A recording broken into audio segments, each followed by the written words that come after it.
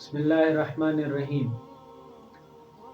جناب محمد مصطفیٰ صلی اللہ علیہ وآلہ وسلم پوری انسانیت کے لیے اللہ رب العزت نے مبعوث فرمائے، اور ہر انسان کی کامیابی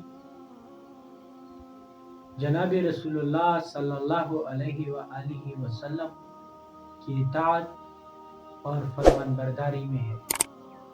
صحابہ کرام رضوان اللہ علیہم اجمعین نبی علیہ الصلوۃ والسلام کے قول، فعل، طرز سیرت کے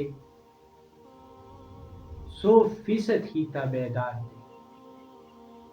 چنانچہ عبداللہ ابن مسعود رضی اللہ عنہ کے بارے میں آتا ہے کہ ایک مرتبہ جناب محمد مصطفیٰ صلی اللہ علیہ وآلہ وسلم جمعے کا خطبہ دے رہے تھے، اور جناب رسول اللہ صلی اللہ علیہ وسلم نے صحابہ کرام کو فرمایا کہ جو جدھر ہے وہی بیٹھ جائے۔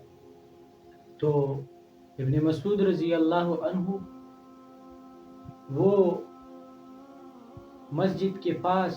مسجد کے دروازے کے پاس ہی بیٹھ گئے، اور جہاں پہ جوتے رکھا کرتے ہیں وہاں پہ بیٹھ گئے۔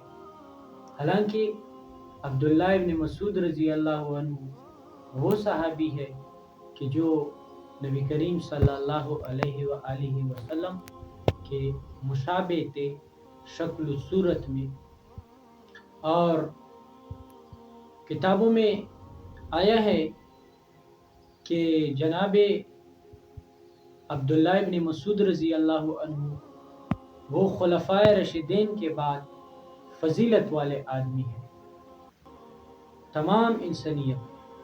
تو وہ وہی بیٹھ گئے۔ جناب رسول اللہ صلی اللہ علیہ وسلم کا اعلان سنتے ہی وہ اسی جگہ پر بیٹھ گئے جہاں پہ اس نے اعلان سنا۔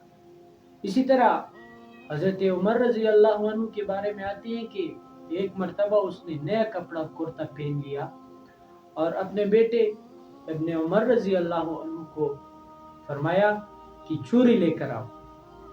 جب حضرت عبداللہ ابن عمر رضی اللہ عنہ چھری لے کر آئے تو حضرت عمر رضی اللہ عنہ نے فرمایا کہ میرے دونوں آستین جو ہے اس کو برابر کرو، جو انگلی سے زائد کپڑا ہے ان کو کاٹ دو۔ تو جناب ابن عمر رضی اللہ عنہ نے ان کو کاٹا، اور اس چھری کے ساتھ کاٹنے میں شاید 100% تو ٹھیک نہیں کاٹا جاتا، تھوڑی سی غلطی ہو گئی۔ اس پر حضرت عبداللہ ابن عمر رضی اللہ نے حضرت عمر رضی اللہ کو فرمایا کہ اس کو میں ذرا صحیح طرح سے کاٹتا ہوں۔ تو جناب حضرت عمر رضی اللہ عنہ نے فرمایا کہ نہیں، جس طرح ہے اسی طرح اس کو چھوڑ دو، کیونکہ جناب رسول اللہ صلی اللہ علیہ وسلم کو اس طرح کرتے ہوئے میں نے دیکھا۔